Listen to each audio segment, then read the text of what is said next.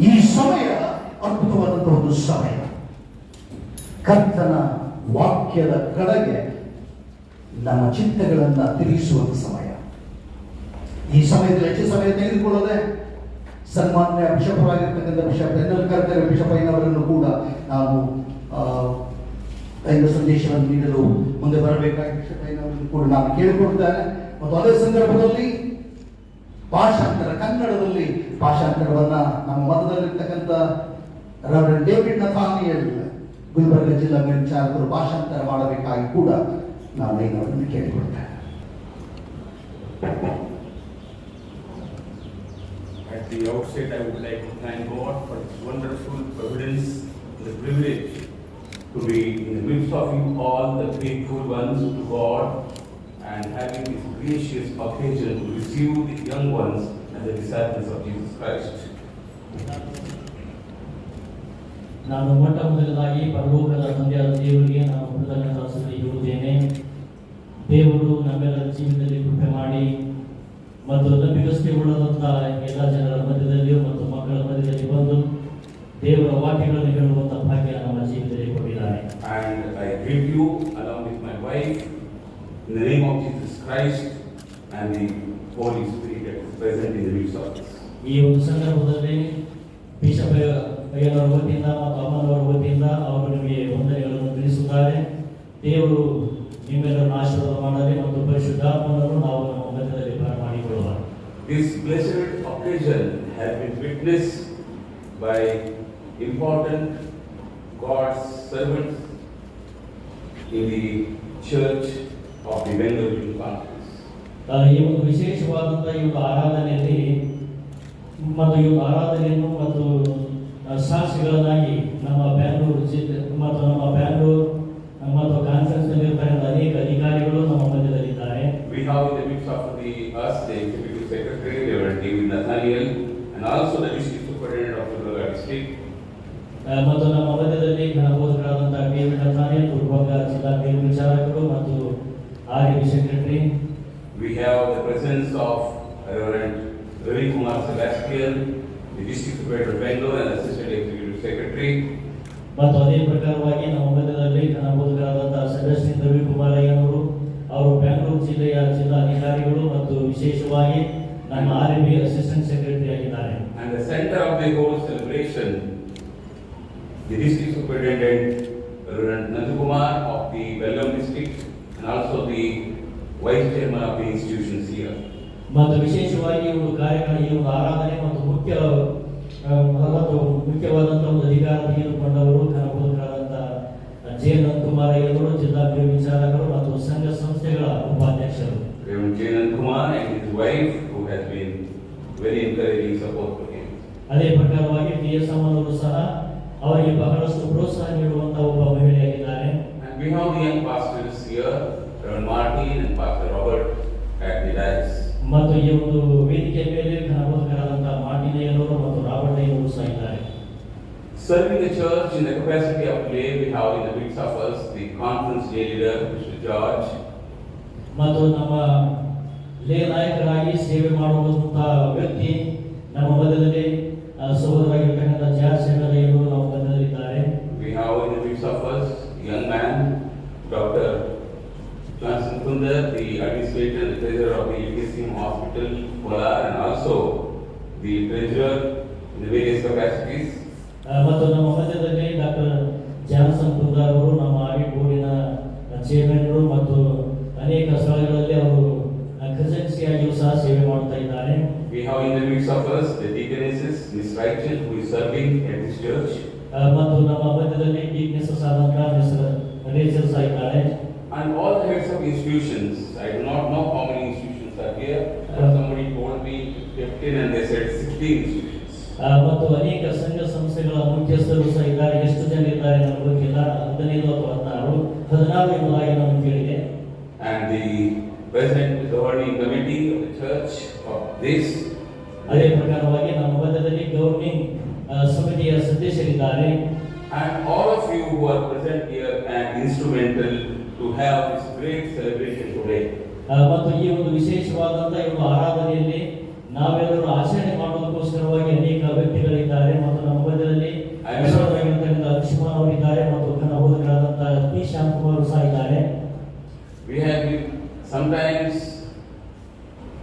I am becoming old, so I may forget certain names. You told that that happens to me. We have a very important person. Those who are more closer, they are also. ಇನ್ನೊಬ್ಬ ವಿಶೇಷ ವ್ಯಕ್ತಿ ಇದ್ದಾರೆ. ಅವರು ಎಷ್ಟು ನಮಗೆ ಹತ್ತಿರವಾಗಿರುತ್ತಾರೋ ಅವರು ನಮ್ಮ ಮಧ್ಯದಲ್ಲಿದ್ದಾರೆ. Reverend Shankumar, the district superintendent of Kolar. ಘನ ಬೋಧಕರಾದಂತಹ ಪಿ ಶ್ಯಾಮಕುಮಾರ್ ಅವರು ಕೋಲಾರ ಜಿಲ್ಲೆಯ ಜಿಲ್ಲಾ ಮೇಲ್ವಿಚಾರಕರು. And the young advocate in the midst of us who has been welcomed by this congregation. ಮತ್ತು ನಮ್ಮ ಮಧ್ಯದಲ್ಲಿ ಯವನಸ್ಥ ವಕೀಲರಾಗಿರ್ತಕ್ಕಂಥ ಮಿಸ್ಟರ್ ಅಂಶುಮನ್ ಸಹ ಇದ್ದಾರೆ. ಅವರಿಗೆ ನೀವು ಸ್ವಾಗತ ಮಾಡಿದ್ದೀರಿ. And all of you who are here who have been part of this great celebration. ಮತ್ತು ನೀವೆಲ್ಲರೂ ಈ ಒಂದು ವಿಶೇಷವಾದಂತಹ ಒಂದು ಆಚರಣೆಯನ್ನು ಮತ್ತು ವಿಟ್ನೆಸ್ ಮಾಡೋದಕ್ಕಾಗಿ ನೀವು ಬಂದಿದ್ದೀರಿ. There are very few celebrations in Christianity. ಮತ್ತು ನಮ್ಮ ಕ್ರೈಸ್ತತ್ವದಲ್ಲಿ ಅನೇಕ ಆಚರಣೆಗಳು. We say it's the Christmas and then the Easter. ಮತ್ತು ವಿಶೇಷವಾಗಿ ನಾವು ಕ್ರಿಸ್ತ ಜನನ ಹಬ್ಬ ಮತ್ತು ಪುನರುತ್ಥಾನದ ಹಬ್ಬ ನಾವು ಮಾಡುತ್ತೇವೆ. But I tell you, besides these two, the great celebration is the baptism and the confirmation in the church. ಮತ್ತು ವಿಶೇಷವಾಗಿ ನಮ್ಮ ಸಭೆಯಲ್ಲಿ ದೊಡ್ಡ ಒಂದು ಸಂಸ್ಕಾರ ಎಂಬುದಾಗಿ ನಾವು ಆಲೋಚನೆ ಮಾಡುವಾಗ ದೀಕ್ಷಾ ಸ್ನಾನ ಮತ್ತು ಪೂರ್ಣಾಂಗ. Yesterday we came and it was really, as the district superintendent said, and also one of the pastorate committee members said, I could understand we are in festive mood today. ಮತ್ತು ವಿಶೇಷವಾಗಿ ನಿನ್ನೆ ನಾವು ಬಂದ ತಕ್ಷಣವೇ ನಿಮ್ಮ ಜಿಲ್ಲಾ ಮೇಲ್ವಿಚಾರಕರು ಮತ್ತು ಕೆಲವು ಉಗ್ರಾಣಿಗಳು ಹೇಳಿದರು, ನಾವು ಒಂದು ಹಬ್ಬವನ್ನು ಆಚರಣೆ ಮಾಡುವಂತ ಒಂದು ವಾತಾವರಣದಲ್ಲಿ ನಾವು ಸೇರಿದ್ದೇವೆ ಎಂಬುದಾಗಿ. Because we are celebrating today the receiving of the young ones in the church as the disciples of Jesus Christ. ಯಾಕಂದರೆ ಈ ಒಂದು ಸಂದರ್ಭದಲ್ಲಿ ನಾವು ಯವನಸ್ಥರನ್ನು ಮತ್ತು ಯವನಸ್ಥಿಯರನ್ನು ಈ ಒಂದು ಸಭೆಯ ಅಂಗಸ್ಥರನ್ನಾಗಿ ನಾವು ಆಹ್ವಾನ ಮಾಡಿಕೊಳ್ಳುತ್ತಾ ಇದ್ದೇವೆ. We are following the great commandment that God has given to us, go into the world to make disciples. ಮತ್ತು ನಾವು ಈ ಒಂದು ವಾಕ್ಯವನ್ನು ನಮ್ಮ ಜೀವಿತದಲ್ಲಿ ಅಳವಡಿಸಿಕೊಳ್ಳುತ್ತೇವೆ. ನೀವು ಲೋಕದ ಜನತೆಗೆಲ್ಲ ಹೋಗಿ ನನ್ನ ಸುವಾರ್ತೆಯನ್ನು ಸಾರಿರಿ ಎಂಬುದಾಗಿ. And it said that you make disciples by baptizing them. ಮತ್ತು ಅವರನ್ನು ದೀಕ್ಷಾ ಸ್ನಾನ ಕೊಡುವುದರ ಮೂಲಕವಾಗಿ ನನ್ನ ಶಿಷ್ಯರನ್ನಾಗಿ ಮಾಡಿಕೊಳ್ಳಿರಿ. And this is what the commandment to which we hold the church, universal church, is accountable to. ಯಾಕಂದರೆ ನಮ್ಮ ಪ್ರಪಂಚದಲ್ಲಿರತಕ್ಕಂಥ ಎಲ್ಲಾ ಸಭೆಗಳು ಈ ಒಂದು ವಿಷಯವನ್ನು ಕೈಗೊಂಡು ನಡೆಯಬೇಕು ಎಂಬುದಾಗಿ. The church which has no baptism and the church which has no confirmation, that is a dead church for me. ಒಂದು ವೇಳೆ ನಮ್ಮ ಸಭೆಗಳಲ್ಲಿ ಮತ್ತು ಕನ್ಫರ್ಮ್ ಅಂದರೆ ಪೂರ್ಣಾಂಗ ಮತ್ತು ದೀಕ್ಷಾ ಸ್ನಾನ ಇಲ್ಲ ಎಂಬುದಾಗಿ ಇರುವಾಗ ಸಭೆಗಳಲ್ಲಿ ಒಂದು ಯಾವುದೇ ಜೀವವಿಲ್ಲ ಎಂಬುದಾಗಿ. Therefore, baptism and confirmation are the most important sacraments in the life of the church. ಅದಕ್ಕೋಸ್ಕರವಾಗಿ ಸಭೆಯ ಒಂದು ಚರಿತ್ರೆಯಲ್ಲಿ ಈ ಒಂದು ಪೂರ್ಣಾಂಗ ಮತ್ತು ದೀಕ್ಷಾ ಸ್ನಾನ ಇದು ವಿಶೇಷವಾದಂತಹ ಒಂದು ಸಂಸ್ಕಾರ ಇದೆ. And today we are going to have the confirmation of those who are already baptized as the infants or the young ones in the presence of their parents. ಈ ಒಂದು ಸಂದರ್ಭದಲ್ಲಿ ನಮ್ಮ ಮಧ್ಯದಲ್ಲಿ ಯವನಸ್ಥರು ಮತ್ತು ಯವನಸ್ಥರಿದ್ದಾರೆ. ಅವರಿಗೆ ಚಿಕ್ಕ ವಯಸ್ಸಿನಲ್ಲಿ ದೀಕ್ಷಾ ಸ್ನಾನ ಆಗಿದೆ. ಈ ಒಂದು ಸಂದರ್ಭದಲ್ಲಿ ಅವರಿಗೆ ಪೂರ್ಣಾಂಗವಾಗುವುದಕ್ಕೋಸ್ಕರವಾಗಿ ಬಂದಿದ್ದಾರೆ. You are baptized by water when you are baptized. ಮತ್ತು ನಿಮಗೆ ದೀಕ್ಷಾ ಸ್ನಾನ ಆಗುವಂತ ಸಂದರ್ಭದಲ್ಲಿ ನಿಮಗೆ ನೀರಿನ ದೀಕ್ಷಾ ಸ್ನಾನ ಆಯಿತು. And that is the sacrament of baptism. ಮತ್ತು ಇದೇ ಒಂದು ದೀಕ್ಷಾ ಸ್ನಾನದ ಒಂದು ಸಂಸ್ಕಾರ. But today you are going to be baptized with the power of the Holy Spirit. ಈ ಒಂದು ಸಂದರ್ಭದಲ್ಲಿ ನೀವು ಪರಿಶುದ್ಧಾತ್ಮನ ಮೂಲಕವಾಗಿ ದೀಕ್ಷಾ ಸ್ನಾನ ಪಡೆದುಕೊಳ್ಳುವರಾಗಿದ್ದೀರಿ. And that is why, as per the scripture that is from the Acts read unto you, it was told to the disciples before the ascension of Jesus Christ that you will not leave Jerusalem before you are baptized by the Holy Spirit.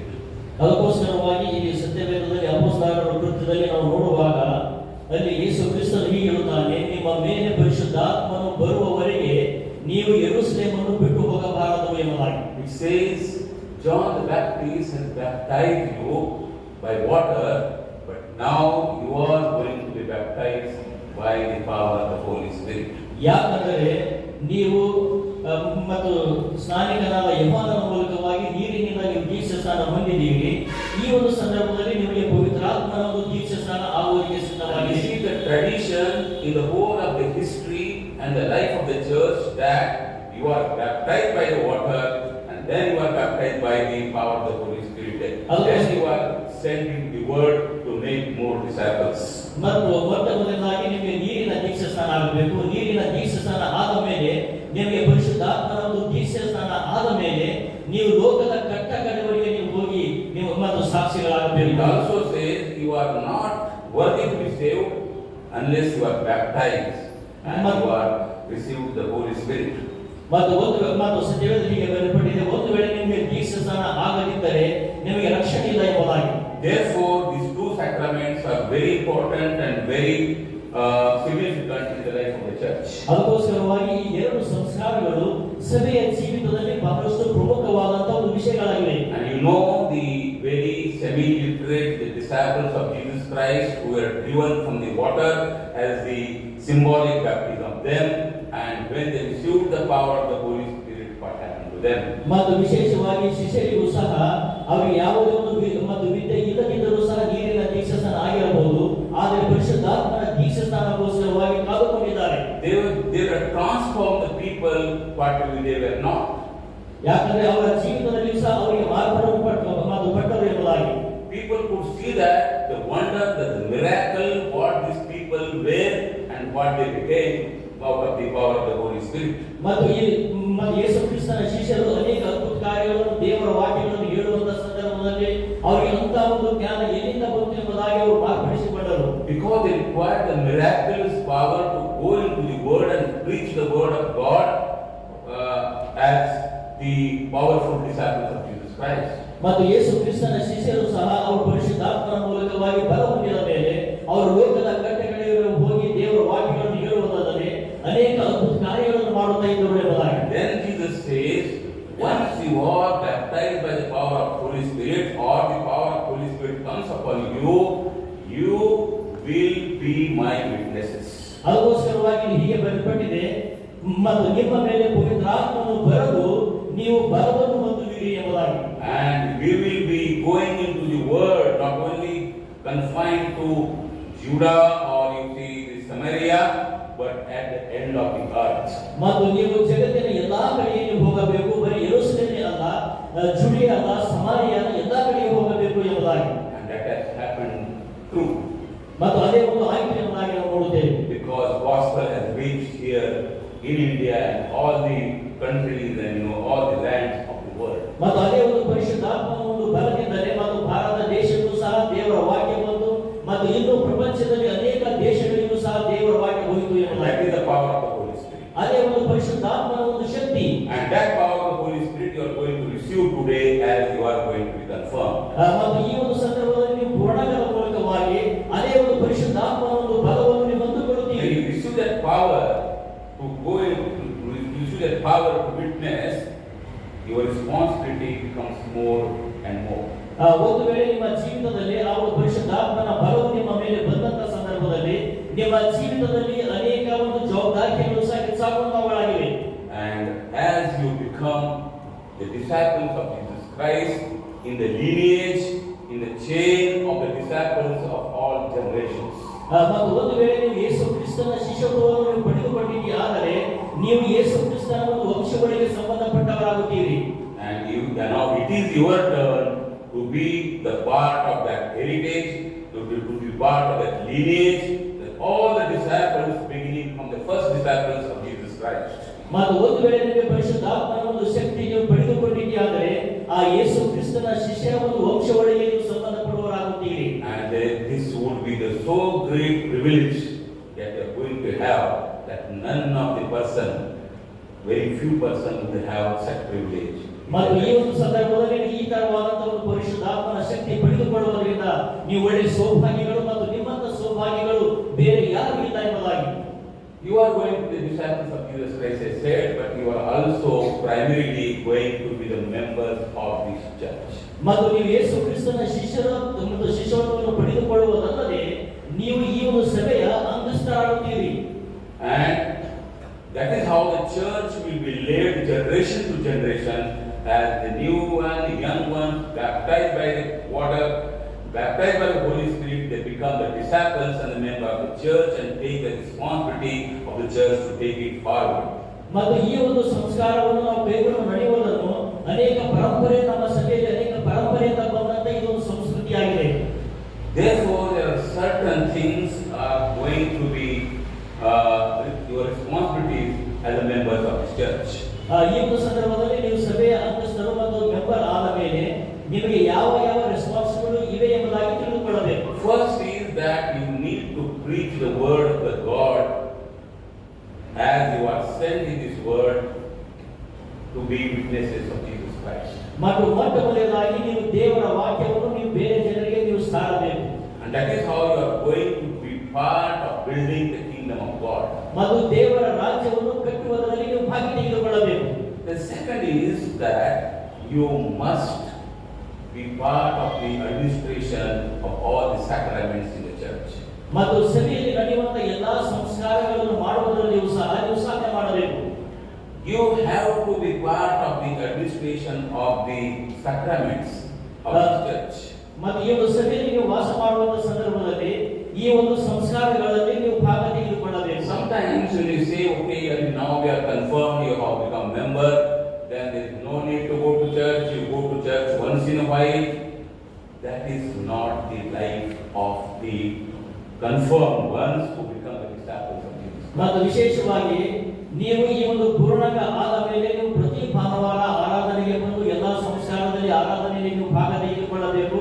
ವರ್ಷಕ್ಕೆ ಒಂದೇ ಸರಿ ಬಂದು ನಾನು ಭಾಗ ತೆಗೆದುಕೊಳ್ಳುತ್ತೇನೆ ಎಂಬುದಾಗಿ ಅಲ್ಲ. Worship on Sundays and other days as decided is going to be the discipline of your life. ಮತ್ತು ಸಭೆಯಲ್ಲಿ ತೀರ್ಮಾನ ತೆಗೆದುಕೊಂಡ ಪ್ರಕಾರವಾಗಿ ಯಾವ ಯಾವ ಮತ್ತು ದಿವಸಗಳಲ್ಲಿ ಆರಾಧನೆ ನಡೀತೇವೋ ಅಂತ ಒಂದು ಸಂದರ್ಭದಲ್ಲಿ ನೀವು ಭಾಗ ತೆಗೆದುಕೊಳ್ಳಬೇಕು, ಸಭೆಗೆ ಬರಬೇಕು. And the next one is the edification of the word of God. ಅದೇ ಪ್ರಕಾರವಾಗಿ ನೀವು ದೇವರ ವಾಕ್ಯದಲ್ಲಿ ನೀವು ಅಭಿವೃದ್ಧಿ ಮತ್ತು ಬೆಳವಣಿಗೆ ಹೊಂದಬೇಕು. You need to edify, you need to educate the young ones who are following you and build them and prepare them to be the disciples of Jesus ಮತ್ತು Christ. ವಿಶೇಷವಾಗಿ ನೀವು ಕಲಿತುಕೊಂಡಂತ ಈ ಒಂದು ದೇವರ ವಾಕ್ಯವನ್ನು ನಿಮ್ಮ ಒಂದು ಜೂನಿಯರ್ಗಳಿಗೆ ಅಂದರೆ ನಿಮ್ಮನ್ನು ಹಿಂಬಾಲನೆ ಮಾಡುವಂತವರಿಗೂ ಸಹ ನೀವು ಮತ್ತು ತಿಳಿಸಿಕೊಡಬೇಕು. And that is why we have Sunday school, we have youth fellowships, where your role becomes very important and responsible to develop them, to take them forward. ಅದಕ್ಕೋಸ್ಕರವಾಗಿ ನಮ್ಮ ಸಭೆಗಳಲ್ಲಿ ಸಹ ಭಾನುವಾರದ ಪಾಠಶಾಲೆ, ಯೌವನಸ್ಥರ ಕೂಟಗಳು ಸಹ ಇವೆ. ಇವುಗಳ ಮೂಲಕವಾಗಿ ನಾವು ಸಭೆಯನ್ನು ಅಭಿವೃದ್ಧಿ ಆಗುತ್ತದೆ. You also will be the part of the church as giving disciples of Jesus Christ. ಮತ್ತು ಇನ್ನೊಂದು ಅಂಶ ಏನೆಂಬುದಾಗಿ ಹೇಳುವಾಗ ನೀವು ಸಭೆಯಲ್ಲಿ ನೀವು ಯೇಸು ಕ್ರಿಸ್ತನ ಶಿಷ್ಯತ್ವವನ್ನು ಪಡೆದುಕೊಂಡ ಮೇಲೆ ನೀವು ಇತರರಿಗೆ ನೀವು ಪ್ರೋತ್ಸಾಹ ನೀಡಬೇಕು. You need to give to the God. ಮತ್ತು ನೀವು ಕಲಿತುಕೊಂಡಂತ ಒಂದು ದೇವರ ವಾಕ್ಯಗಳನ್ನು ಇತರರಿಗೆ ನೀವು ಹಂಚಬೇಕು. Because God has given for you. ಯಾಕಂದರೆ ದೇವರು ಆ ಒಂದು ವರವನ್ನು ನಿಮಗೆ ಕೊಟ್ಟಿದ್ದಾನೆ. Today, whole in the world, the organization of the church is a unique organization where they believe that since God has loved this world, He has given His only begotten Son for the sake of your salvation. We need to give to God for His building the kingdom of God. ಯಾಕಂದರೆ ದೇವರು ನಮ್ಮೆಲ್ಲರನ್ನು ಆಶೀರ್ವಾದ ಮಾಡಿ ಮತ್ತು ನಮ್ಮೆಲ್ಲರನ್ನು ಸಂರಕ್ಷಣೆ ಮಾಡಬೇಕೆಂಬ ಉದ್ದೇಶದಿಂದ ನಮ್ಮನ್ನು ಪ್ರೀತಿ ಮಾಡಿ ದೇವರು ತನ್ನ ಮಗನಾಗಿರ್ತಕ್ಕಂಥ ಯೇಸು ಕ್ರಿಸ್ತನನ್ನು ನಮಗೆ ಕೊಟ್ಟಿದ್ದಾನೆ. ಅದೇ ಒಂದು ಪ್ರೀತಿ ನಾವು ಇತರರ ಜೊತೆಯಲ್ಲಿ ಹಂಚಿಕೊಳ್ಳಬೇಕು. Then you need to love the world. ಮತ್ತು ನೀವು ಪ್ರಪಂಚವನ್ನು ನೀವು ಪ್ರೀತಿ ಮಾಡಬೇಕು. Because God has loved the world. ಯಾಕಂದರೆ ದೇವರು ಈ ಒಂದು ಪ್ರಪಂಚವನ್ನು ಪ್ರೀತಿ ಮಾಡಿದ್ದಾನೆ. And love of God, we need to witness to this world. ಅದೇ ಪ್ರಕಾರವಾಗಿ ನಾವು ಪ್ರಪಂಚದಲ್ಲಿ ದೇವರು ನಮಗೆ ಪ್ರೀತಿ ಮಾಡಿದ್ದಾನೆ ಎಂಬುದಾಗಿ ನಾವು ಸಾಕ್ಷಿಗಳಾಗಿ ನಿಂತುಕೊಳ್ಳಬೇಕು. There are many people in the world who are deprived of the right life, the enriching of life. ಮತ್ತು ಪ್ರಪಂಚದಲ್ಲಿ ಅನೇಕ ಜನರು ತಮ್ಮ ಜೀವಿತದಲ್ಲಿ ಜುಗರ್ಸಿಕೊಂಡಿದ್ದಾರೆ. ಯಾಕಂದರೆ ದೇವರ ವಾಕ್ಯಗಳು ಅವರ ಜೀವಿತದಲ್ಲಿ ಇಲ್ಲ. They need a life. ಮತ್ತು ಅವರಿಗೆ ಒಂದು ಜೀವಿತ ಮತ್ತು ಜೀವ ಬೇಕಾಗಿದೆ. Jesus says, I have come into this world to give you life.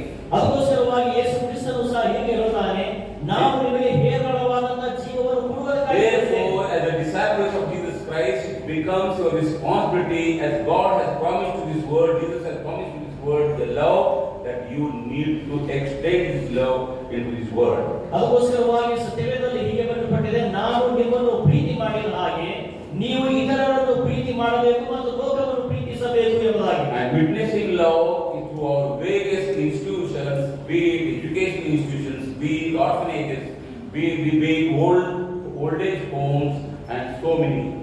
ಮತ್ತು ನಾವು ಸಾಕ್ಷಿಗಳಾಗಿ ಹೇಗಿರಬೇಕು ಎಂಬುದಾಗಿ ನೋಡುವಾಗ ನಮ್ಮ ಮಧ್ಯದಲ್ಲಿ ಪ್ರಪಂಚದಲ್ಲಿ ಅನೇಕ ಸಂಘ ಸಂಸ್ಥೆಗಳಿವೆ, ಓಲ್ಡ್ ಏಜ್ ಇದೆ, ಶಾಲೆ ಕಾಲೇಜುಗಳಿವೆ, ಮತ್ತು ಇವುಗಳ ಮೂಲಕವಾಗಿ ನಾವು ದೇವರಿಗೆ ಸಾಕ್ಷಿಗಳಾಗಿರಬೇಕು. These are the instruments of the witnesses of the love of God. ಮತ್ತು ದೇವರ ಪ್ರೀತಿಯನ್ನು ಮತ್ತು ಇತರರಿಗೆ ತೋರಿಸುವಂತ ಒಂದು ಅಂಶಗಳಾಗಿವೆ. Therefore, as the disciples of Jesus Christ, as the members of His church, as the going to be, you are responsible to build this institution to witness the love of God to the people at large. ಮತ್ತು ದೇವರು ನಮಗೆ ಕೊಡಲ್ಪಟ್ಟಂತ ಎಲ್ಲಾ ಸಂಘ ಸಂಸ್ಥೆಗಳನ್ನು ಅಭಿವೃದ್ಧಿ ಮಾಡುವುದಕ್ಕೋಸ್ಕರವಾಗಿ ದೇವರು ನಮ್ಮನ್ನು ಆರಿಸಿಕೊಂಡಿದ್ದಾನೆ.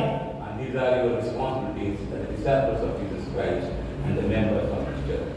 ಅದಕ್ಕೋಸ್ಕರವಾಗಿ ಯೇಸು ಕ್ರಿಸ್ತನ ಮೂಲಕವಾಗಿ ಪಡೆದುಕೊಂಡಂತ ಶಿಷ್ಯತ್ವ ಮತ್ತು ಸಭೆಯ ಸಂದೇಶರಾಗಿರ್ತಕ್ಕಂಥ ನಮ್ಮೆಲ್ಲರ ಮೇಲೆ ಬಿದ್ದಂತ ಜವಾಬ್ದಾರಿಯಾಗಿದೆ. And most important is the word of God.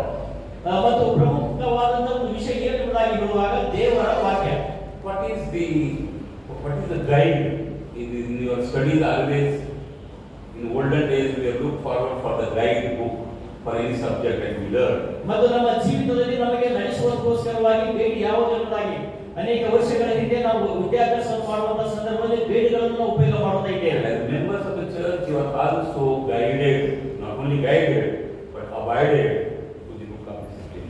ಅದೇ ಪ್ರಕಾರವಾಗಿ ಸಭೆಯ ಸಂದೇಶನಾಗಿರ್ತಕ್ಕಂಥ ನಮಗೆ ಒಂದು ನಿರ್ದೇಶನ ನೀಡುವುದಕ್ಕಾಗಿ ಮತ್ತು ಬೇಡ ಮಾಡುವುದಕ್ಕೋಸ್ಕರವಾಗಿ ಒಂದು ಬೇಕು, ಅದು ಏನು ಎಂಬುದಾಗಿ ಆಲೋಚನೆ ಮಾಡುವಾಗ Methodist Church believes in the word of God primarily, and also believes in the word, in the discipline that originates from the word of God.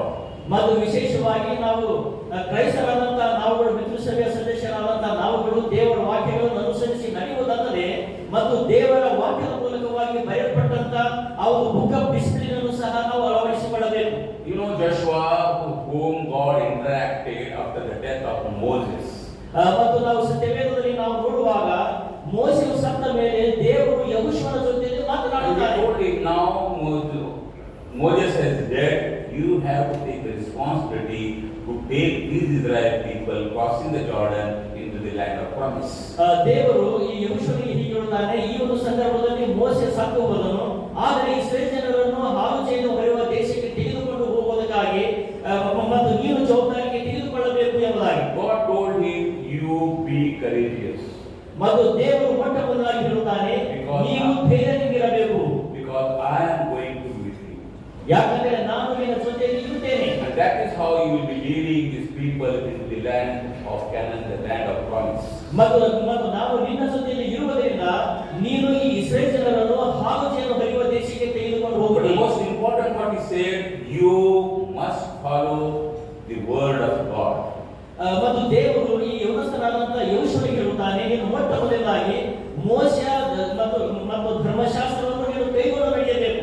And the word of God, the law of Moses used to say then, he is going to show your path. ಮತ್ತು ಈ ದೇವರ ವಾಕ್ಯಗಳು ಮತ್ತು ನೀನು ಪ್ರಯಾಣ ಮಾಡುವಂತ ಸಂದರ್ಭದಲ್ಲಿ ಅವು ದಾರಿಯನ್ನು ತೋರಿಸುವಂತವುಗಳಾಗಿವೆ. That is going to be the lamp on your path. ಮತ್ತು ನೀವು ನಡೆಯುವಂತ ಸಂದರ್ಭದಲ್ಲಿ ಅವು ನಿನ್ನ ದಾರಿಗೆ ಒಂದು ದೀಪವಾಗಿವೆ ಎಂಬುದಾಗಿ. That is how first God spoke to the young Joshua before he gave him the responsibility to lead the Israel, the church of Israel to go into the promised land.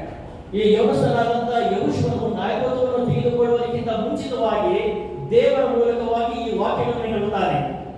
When Saint Paul became old, ಅದೇ ಪ್ರಕಾರವಾಗಿ ಹೊಸ ಒಡಂಬಡಿಕೆಯಲ್ಲಿ ಭಕ್ತನಾದಂತ ಪೌಲನು ಆತನಿಗೆ ವಯಸ್ಸಾದ ಮೇಲೆ the person Timothy who was accompanying him as the young person, he also gave the words of exhortation before he died.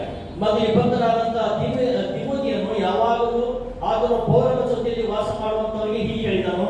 Because Saint Paul came to know that he was becoming older, his health was going down because of the imprisonment and kind of persecution, he may not survive longer.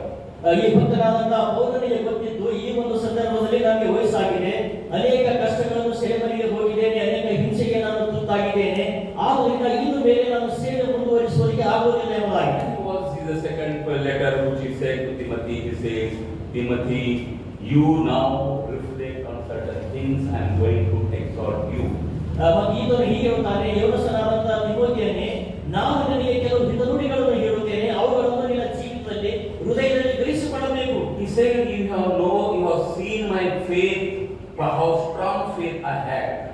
ಮತ್ತು ಆತನು ಹೀಗೆ ಬರೆಯುತ್ತಾನೆ, ನೀನು ನನ್ನ ನಂಬಿಕೆಯನ್ನು ನೀನು ನೋಡಿ ಎಷ್ಟು ಬಲವಾದ ನಂಬಿಕೆ ಬಲಾಗಿ ನನಗೆ ಗೊತ್ತು. And you have seen my word being with me, closer to me. ನೀನು ನನ್ನ ಜೊತೆಯಲ್ಲಿ ಇರುವುದರಿಂದ, ನನ್ನ ಜೊತೆಯಲ್ಲಿ ನಿಕಟದ ಸಂಬಂಧ ಇರುವುದರಿಂದ ನನ್ನ ಸೇವೆ ಕೆಲಸವನ್ನು ನೀನು And ನೋಡಿ. you have seen my patience in my work. ನಾನು ಕೆಲಸ ಮಾಡುವಂತ ಸಂದರ್ಭದಲ್ಲಿ ನನ್ನ ತಾಳ್ಮೆಯನ್ನು ಸಹ ನೀನು ಬಲ್ಲವನಾಗಿದ್ದಿ. And my faith in salvation. ಅದೇ ಪ್ರಕಾರವಾಗಿ ನನ್ನ ನಂಬಿಕೆ ರಕ್ಷಣೆಯಲ್ಲಿ ಇದೆ ಎಂಬುದಾಗಿ ಸಹ Not only that, you have seen my persecution through which I have gone to preach the word of God. ಮತ್ತು ನಾನು ದೇವರ ವಾಕ್ಯಗಳನ್ನು ಹೇಳುವಂತ ಸಂದರ್ಭದಲ್ಲಿ ನಾನು ಎಷ್ಟು ಹಿಂಸೆಗೆ ಒಳಗಾಗಿದ್ದೇನೆ ಎಂಬುದಾಗಿ ನನಗೆ ಗೊತ್ತು. People against me, they become, you see, the evil to me. ಅದೇ ಪ್ರಕಾರವಾಗಿ ನನ್ನ ಜೀವಿತದಲ್ಲಿ ಅನೇಕ ಕಷ್ಟ ದುಃಖಗಳು ಸಹ ಇದ್ದವು. They persecuted me, and the worst persecution they gave to me. ನಾನು ಸೇವೆ ಮಾಡುವಂತ ಸಂದರ್ಭದಲ್ಲಿ ನನಗೆ ಬಹಳಷ್ಟು ಕಠಿಣವಾದಂತಹ ಒಂದು ಪರಿಸ್ಥಿತಿ ಮತ್ತು ಹಿಂಸೆ ಇತ್ತು. And all that I have seen as being in my company. ನೀನು ನನ್ನ ಜೊತೆಯಲ್ಲಿ ಇರುವುದರಿಂದ ಇವೆಲ್ಲವೂ ಸಹ ನೀನು ಕಣ್ಣಿನಿಂದ ನೋಡಿದಿ. And therefore he says, you must equip yourself. ಅದಕ್ಕೋಸ್ಕರವಾಗಿ ನಾನು ಹೀಗೆ ಹೇಳುತ್ತೇನೆ, ನಿನ್ನನ್ನು ನೀನು ತೆರೆವೆತ್ತಿ The ಹೊಂದಿಕೊಳ್ಳಬೇಕು. word in which you are going to preach the gospel and make disciples is very tough. ಯಾಕಂದ್ರೆ ನಾವು ಜಗತ್ತಿಗೆಲ್ಲ ಹೋಗಿ ಯೇಸು ಕ್ರಿಸ್ತನ ಶಿಷ್ಯರನ್ನಾಗಿ ಮಾಡುವುದು ಕಠಿಣವಾದಂತ ಕೆಲಸ. There are challenges of persecutions. ಯಾಕಂದ್ರೆ ನಮ್ಮ ಜೀವಿತದಲ್ಲಿ ನಮಗೆ ತಾಳ್ಮೆ ಕಳೆದುಕೊಳ್ಳುತ್ತೇವೆ. There are challenges of faith. ಅದೇ ಪ್ರಕಾರವಾಗಿ ನಂಬಿಕೆ ವಿಷಯದಲ್ಲಿ There are challenges of conspiracies. ಅದೇ ಪ್ರಕಾರವಾಗಿ ಅನೇಕ ಜನರು ನಮ್ಮ ವಿಷಯದಲ್ಲಿ ಅಲ್ಲಸಲ ಆಲೋಚನೆ ಮಾಡುತ್ತಾರೆ. Face all these and go forward with witnessing Jesus Christ. ಆದುದರಿಂದ ಇವೆಲ್ಲವೂ ಸಹ ನಿನ್ನ ಹೃದಯದಲ್ಲಿ ಗ್ರಹಿಸಿಕೊಂಡು ನೀನು ದೇವರ ವಾಕ್ಯವನ್ನು ಸಾರುವುದಕ್ಕಾಗಿ ಮುಂದೆ ಹೋಗಬೇಕು. And as God reminded to Joshua the law of Moses, the holy book, St. Paul reminded Timothy the word of God. That would be your strength. ಸತ್ಯವೇದದಲ್ಲಿ ಬರೆಯಲ್ಪಟ್ಟ ಹಾಗೆ ದೇವರು ಯೌವನಸ್ಥನಾದಂತಹ ಯೆಹೋಶುವನಿಗೆ ಹೇಳಿದಂತಹ ಮಾತುಗಳು, ಭಕ್ತನಾದಂತಹ ಪೌಲನು ತಿಮೋಥಿಗೆ ಹೇಳಿದಂತಹ ಮಾತುಗಳನ್ನು ಇವತ್ತು ನಿಮ್ಮ ಜೀವಿತದಲ್ಲಿ ದೇವರ ವಾಕ್ಯ ಮಾತನಾಡುತ್ತಾ ಇದ್ದಾನೆ. He says the scripture has been to you from the time you were infant. ಈ ಒಂದು ಸಂದರ್ಭದಲ್ಲಿ ನೀವು ಚಿಕ್ಕವರಾಗಿರುವಂತಹ ಸಂದರ್ಭದಲ್ಲಿ ಚಿಕ್ಕ ಆಲೋಚನೆಗಳನ್ನು ಮಾಡಿದ್ದೀರಿ. He says this scripture will train you, equip you and lead you.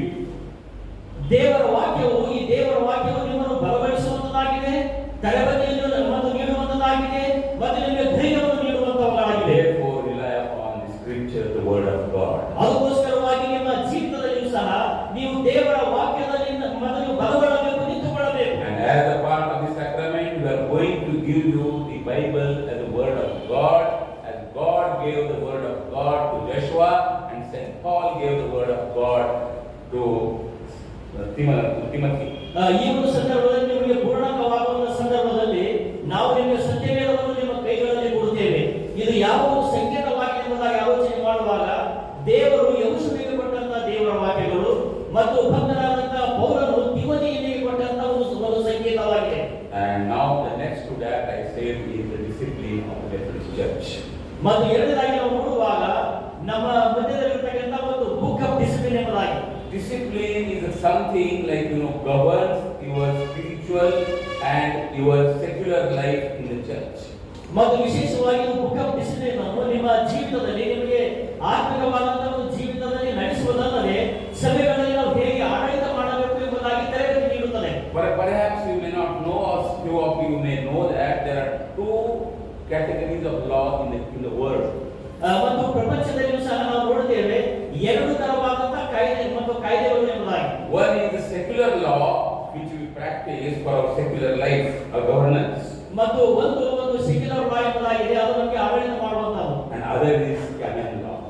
ಮತ್ತು ಎರಡನೇದಾಗಿ ಕ್ಯಾನನ್ ಲಾ ಎಂಬುದಾಗಿ. And canon law is something the religious, irrespective of any Christian denomination. ಮತ್ತು ಇದು ಕಾನೂನು ಕಾಯ್ದೆಯಲ್ಲಿ ಏನು ಬರೆಯಲ್ಪಟ್ಟಿದೆ ಎಂಬುದಾಗಿ ಹೇಳುವಾಗ ಇದು ಧರ್ಮದ ವಿಷಯದಲ್ಲಿ ಮಾತನಾಡುವಂತ ಒಂದು ಕಾನೂನಾಗಿದೆ. And therefore, discipline becomes the part of the canon law. ಮತ್ತು ನಮ್ಮ ಬುಕ್ ಆಫ್ ಡಿಸಿಪ್ಲಿನ್ ಸಹ ಇದನ್ನು ಕ್ಯಾನನ್ ಲಾ ಮೇಲೆ ಆಧಾರಗೊಂಡಂತ ಒಂದು ಶಿಸ್ತಿದೆ. What I am observing in Methodist Church today, that we have forgotten the book of discipline.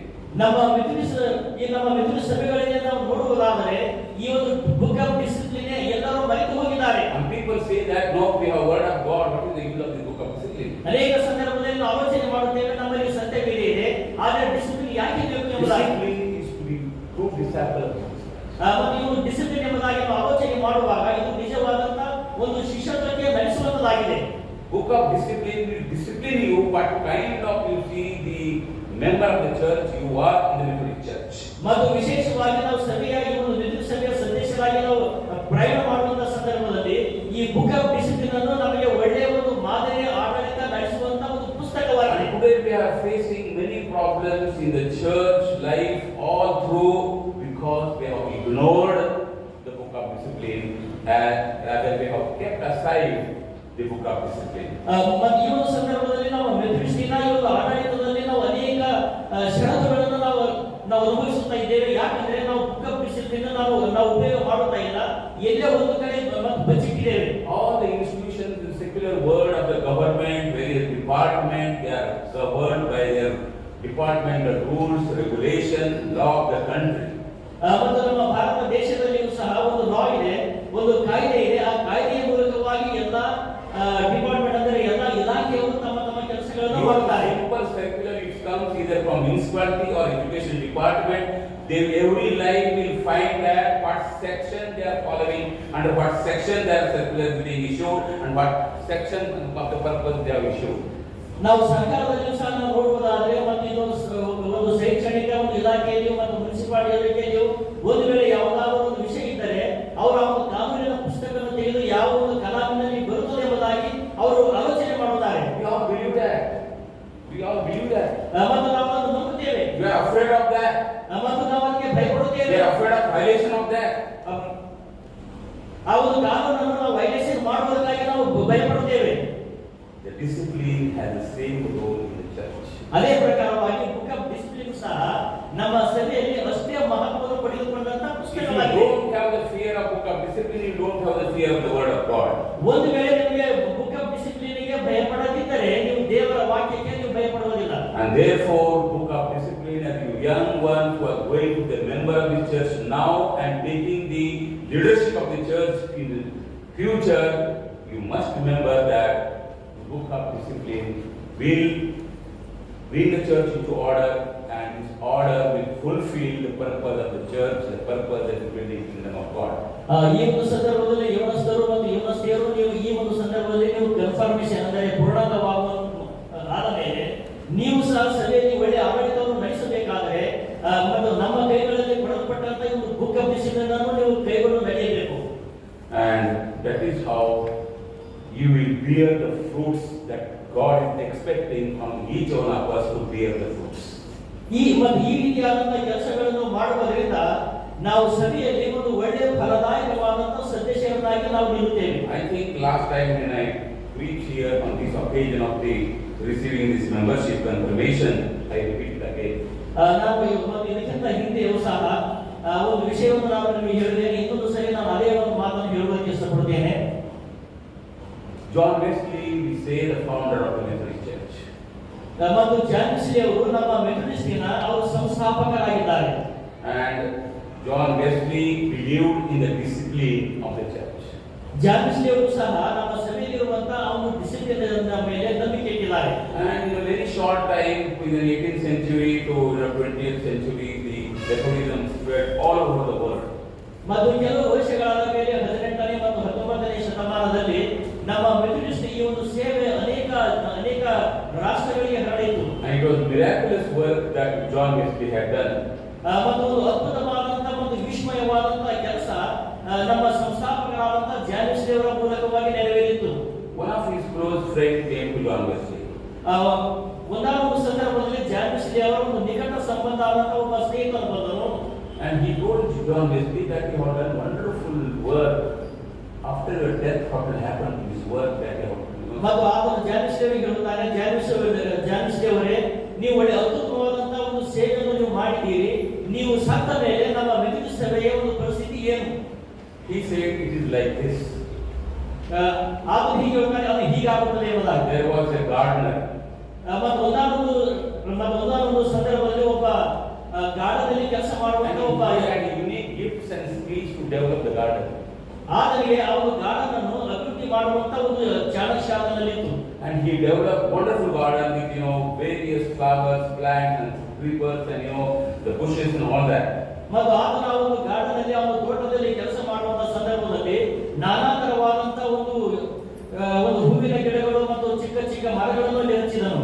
And the garden became so beautiful, people passing by would stand there and take the pleasure of the garden. ಮತ್ತು ಅನೇಕ ಜನರು ಆ ಒಂದು ಆ ಒಂದು ತೋಟದ ಒಂದು ಪಕ್ಕದಲ್ಲಿ ಪ್ರಯಾಣ ಮಾಡುವಂತ ಸಂದರ್ಭದಲ್ಲಿ ನೋಡಿ ಬಹಳಷ್ಟು ಪ್ರಶಂಸೆ ಮಾಡುತ್ತಾ ಇದ್ದರು. They used to appreciate the gardener who made the garden. ಮತ್ತು ಹೋಗುವಂತ ಸಂದರ್ಭದಲ್ಲಿ ಈ ಒಂದು ತೋಟ ಯಾರು ಮಾಡಿದರು ಎಂಬುದಾಗಿ ಯಾವಾಗಲೂ ಪ್ರಶಂಸೆ ಮಾಡುತ್ತಾ ಇದ್ದರು. But this gardener, having such a labor, hard work, he forgot to put the fence to the garden. ಆ ಒಂದು ತೋಟಗಾರನು ತೋಟದಲ್ಲಿ ಸುಂದರವಾದಂತಹ ತೋಟ ಮಾಡಿದ್ದಾನೆ, ಆದರೆ ಆ ತೋಟಕ್ಕೆ ಬೇಲಿ ಹಾಕುವುದನ್ನು ಮರೆತು ಹೋಗಿದನು. Because there was no fence to the garden, in the night the wild animals they came and destroyed the garden. ಯಾಕಂದ್ರೆ ಆ ಒಂದು ಗಾರ್ಡನ್ ಅಂದ್ರೆ ಆ ಒಂದು ತೋಟಕ್ಕೆ ಬೇಲಿ ಇರದ ಕಾರಣದಿಂದಾಗಿ ರಾತ್ರಿ ವೇಳೆಯಲ್ಲಿ ಕಾಡು ಮೃಗಗಳು ಒಳಗಡೆ ಬರುತ್ತಾ ಇದ್ದವು. And this is exactly the life of the church. ಇದೇ ನಮ್ಮ ಸಭೆಯ ಒಂದು ಜೀವಿತ ಎಂಬುದಾಗಿ ನಾವು ನೋಡುತ್ತೇವೆ. You have beautiful congregation. ಮತ್ತು ನಮ್ಮ ಮೆಥಡಿಸ್ಟ್ ಸಭೆ ಎಂಬುದಾಗಿ You have wonderful work of the witness of Jesus Christ. ಮತ್ತು ನಮ್ಮ ಒಂದು ಬ್ಯೂಟಿಫುಲ್ ಸುಂದರವಾದಂತಹ ಕಾಂಗ್ರಿಗೇಷನ್ ಇದೆ. If you don't follow the book of discipline as a fence to the church to save it, ಒಂದು ವೇಳೆ ನೀವು ಬುಕ್ ಆಫ್ ಡಿಸಿಪ್ಲಿನ್ ಅನ್ನು ನೀವು ಮರೆತು ಹೋಗಿದ್ದೀಯಾ ಮತ್ತು ಹೋದರೆ ಬೇಲಿ ಹಾಕುವ ಒಂದು ತೋಟ it is destroyed by many wild boars among the congregation. ಮತ್ತು ನಮ್ಮ ಮಧ್ಯದಲ್ಲಿರತಕ್ಕಂಥ ಅನೇಕ ಕಾಡು ಹಂದಿಗಳನ್ನು ಬಂದು ಅವುಗಳನ್ನು ನಾಶ ಮಾಡುತ್ತವೆ. And this should not be the fate of the church. ಮತ್ತು ಈ ಒಂದು ವಿಷಯ ಈ ತರವಾದ ಒಂದು ಪರಿಸ್ಥಿತಿ ನಮ್ಮ Therefore, as you give importance to the word of God, you need to follow the book of discipline of the church. ನಾವುಗಳು ಸಹ ಒಂದು ಮೆಥಡಿಸ್ಟ್ ಸಭೆಯ ಸದಸ್ಯರಾದಂತಹ ಸಂದರ್ಭದಲ್ಲಿ ಈ ಒಂದು ಬುಕ್ ಆಫ್ ಡಿಸಿಪ್ಲಿನ್ ಅನ್ನು ನಾವು ಕೈಗೊಂಡು ನಡೆಯಬೇಕು. Today is a great day in your life. ಮತ್ತು ಈ ಒಂದು ಸಂದರ್ಭದಲ್ಲಿ ನಿಮ್ಮ ಜೀವಿತದಲ್ಲಿ ಒಂದು ದೊಡ್ಡದಾದಂತಹ ಒಂದು ದಿವಸವಿದೆ. And it's a great blessings for the family, your parents and brothers and sisters. ಯಾಕಂದ್ರೆ ಈ ಒಂದು ದಿವಸ ನಿಮ್ಮ ತಂದೆ ತಾಯಿಗಳು ನಿಮ್ಮ ಸಹೋದರ ಸಹೋದರಿಗೂ ಒಂದು ಹರ್ಷವನ್ನು ಉತ್ಪತ್ತಿ ಮಾಡುವಂತ ದಿವಸವಾಗಿದೆ. You may be celebrating this day in your families too. ಮತ್ತು ನಿಮ್ಮ ಕುಟುಂಬಗಳಲ್ಲಿಯೂ ಸಹ ನೀವು ಈ ತರವಾದಂತಹ ಒಂದು ಹಬ್ಬದ ಒಂದು ವಾತಾವರಣವನ್ನು ಆಚರಣೆ ಮಾಡುತ್ತಾ ಇದ್ದೀರಿ. And since the great blessings, be thankful to God. ಈ ತರವಾದಂತಹ ಒಂದು ಆಚರಣೆಗೋಸ್ಕರವಾಗಿ ಒಂದು ಸಂಸ್ಕಾರಕ್ಕಾಗಿ ನಾವು ದೇವರಿಗೆ ವಂದನೆ ತಿಳಿಸಬೇಕು. And be honest to God. ಮತ್ತು ನಾವು ದೇವರಿಗೆ ನಂಬಿಕಸ್ಥರಾಗಿ ಜೀವಿಸಬೇಕು. Honest to your church. ಮತ್ತು ನಿಮ್ಮ ಸಭೆಗೆ ನಂಬಿಕಸ್ಥರಾಗಿ ಜೀವಿಸಿರಿ. Respect your pastors and leaders of the church. ಮತ್ತು ನಿಮ್ಮ ಸಭಾಪಾಲಕರಿಗೂ ನಿಮ್ಮ ಸಭೆಯ ಹಿರಿಯರಿಗೂ ನೀವು ಗೌರವ ಸಲ್ಲಿಸಬೇಕು. Respect the old people in your church. ನಿಮ್ಮ ಸಭೆಗಳಲ್ಲಿ ವಾಸ ಮಾಡುವಂತ ವಯಸ್ಸಾದಂತಹ ವ್ಯಕ್ತಿಗಳನ್ನು ನೀವು ಗೌರವಿಸಬೇಕು. Subject yourself to the advice of the elder people in the church.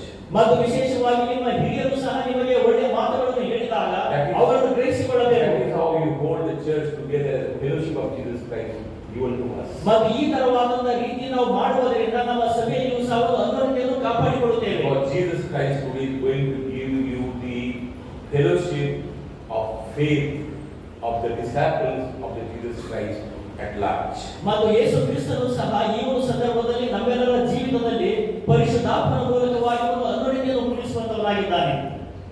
We true witnesses, as the Matthew Gospel 5 says, be the light of this world.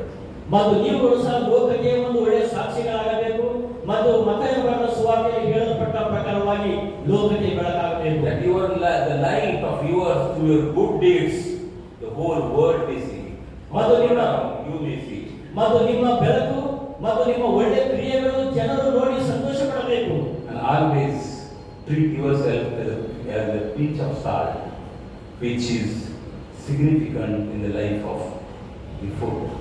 ಮತ್ತು ವಿಶೇಷವಾಗಿ ನಾವೆಲ್ಲರೂ ಸಹ ಈ ಒಂದು ಸಭೆ ಎಂಬ ಒಂದು ತೋಟದಲ್ಲಿ ನಾವು ಬಿತ್ತಲ್ಪಟ್ಟು ನಾವು ಬೆಳೆಯಬೇಕು ಎಂಬುದಾಗಿ. That is why Jesus called us, you are the light of this world and salt of this earth. ಅದಕ್ಕೋಸ್ಕರವಾಗಿ ದೇವರು ನಿಮ್ಮನ್ನು ಈ ಲೋಕಕ್ಕೆ ಬೆಳಕನ್ನಾಗಿಯೂ ಈ ಲೋಕಕ್ಕೆ ನೀವು ಉಪ್ಪಾದಂತ ಒಂದು ರುಚಿಯನ್ನು ನೀವು ಕೊಡಬೇಕು ಎಂಬುದಾಗಿ. May God bless you.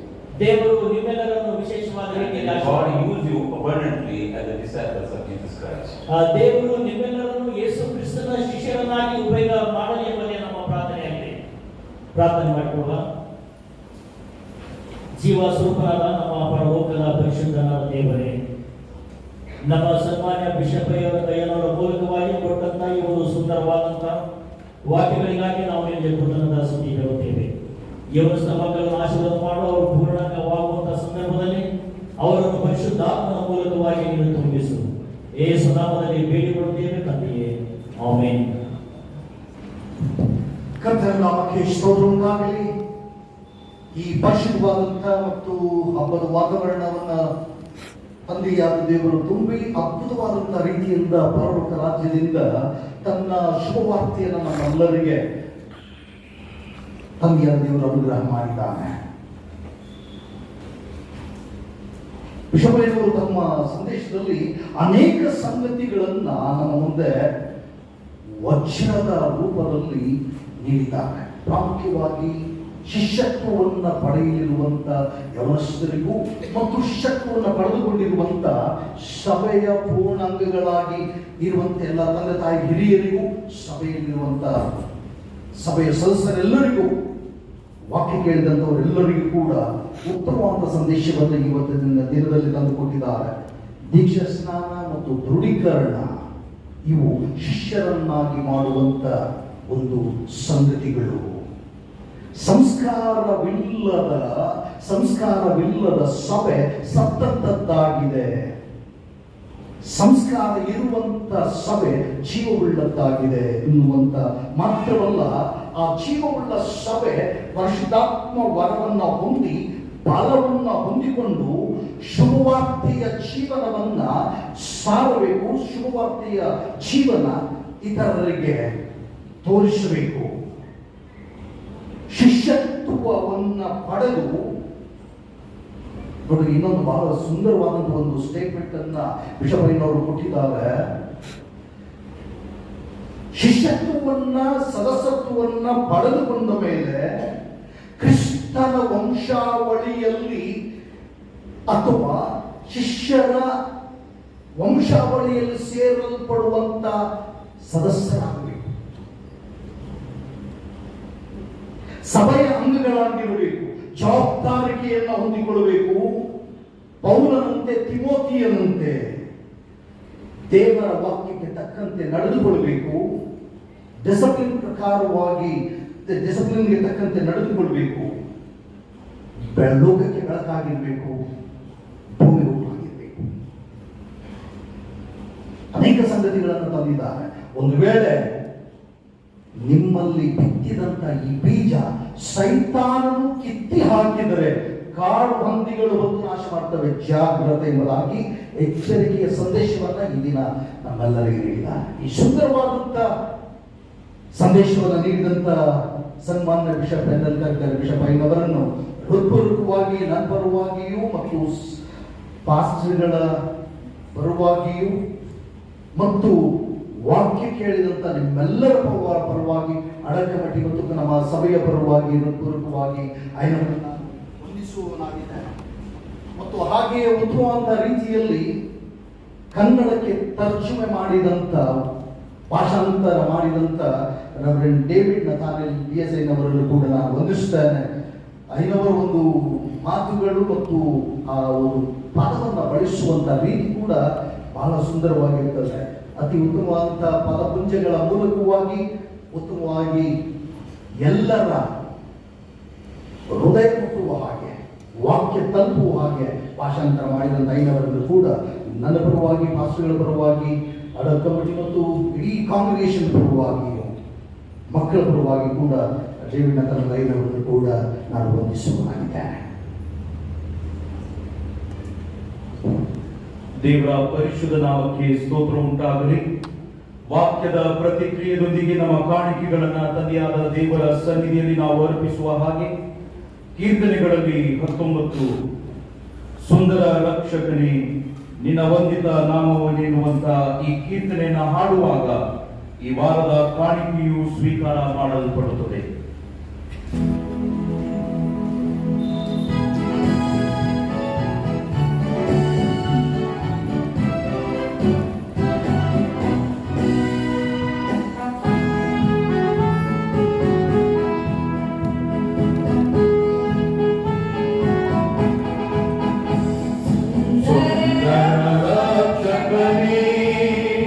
ನಿನ್ನ ವಂದಿತ ನಾಮವೇ